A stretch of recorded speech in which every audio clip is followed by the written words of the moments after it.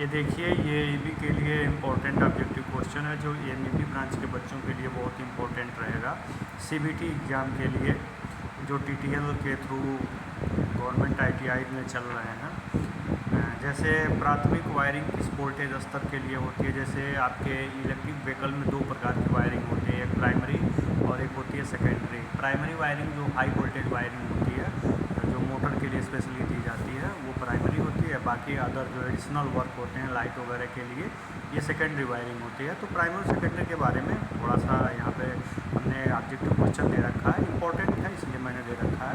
Primary wiring किस voltage स्तर के लिए होती है, तो 50 वोल्ट से कम के लिए। अब सेकेंडरी बताइए, छोटे छोटे उपकरणों के लिए है, लाइट बल्ब के लिए तो और कम होगी, मतलब कम एम्पियर के लिए ये जो है आपका ऑपरेट होता है। तो दूसरा आपका ऑप्शन होगा कम एम्पियर। ये देखिए तीसरा, ईबी में प्राथमिक वायरिंग किस कार्य के लिए जिम्मेदार है, तो बताइए किस कार्य के लिए जिम्मेदार है। ये primary wiring high voltage motor supply के लिए जिम्मेदार है। और ये भी मैं आपको बता दूं, प्राइमरी और सेकेंडरी वायरिंग मुख्य अंतर क्या है, वोल्टेज और करंट का ही अंतर है और कोई अंतर नहीं है। मतलब लेवल है कि यहाँ से यहाँ तक का वोल्टेज है तो प्राइमरी वायरिंग में आएगा, फिर यहाँ से यहाँ तक का वोल्टेज है तो सेकेंडरी वायरिंग। जैसे भी बताया 50 वोल्ट के आसपास तक का वायरिंग प्राइमरी है और 16 वोल्ट के आसपास का वायरिंग क्या है, सेकेंडरी है। चलिए आगे क्वेश्चन है 5वां, ईबी की उच्च वोल्टता वायरिंग कौन सी वायरिंग कहलाती है, तो प्राथमिक कहलाती है, सिंपल है। आइए 6वें पे आते हैं, यह है 6 है, द्वितीय वायरिंग सामान्यतः कितने वोल्ट तक होती है, अभी भी हमने बताया, बताइए कितने वोल्ट तक होती है मेरे भाई, ये 16 वोल्ट तक होती है।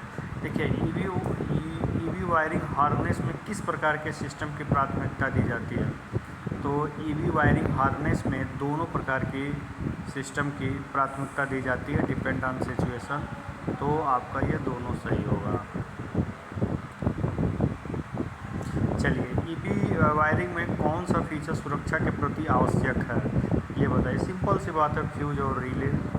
देखिए ईबी में इसको बताते हैं, फिर देखिए 9 नंबर का क्वेश्चन है, ईबी में द्वितीय वायरिंग किसके लिए उपयोग की जाती है, सेकेंडरी वायरिंग किसके लिए उपयोग की जाएगी, आप खुद बताइए, सिंपल सी बात है।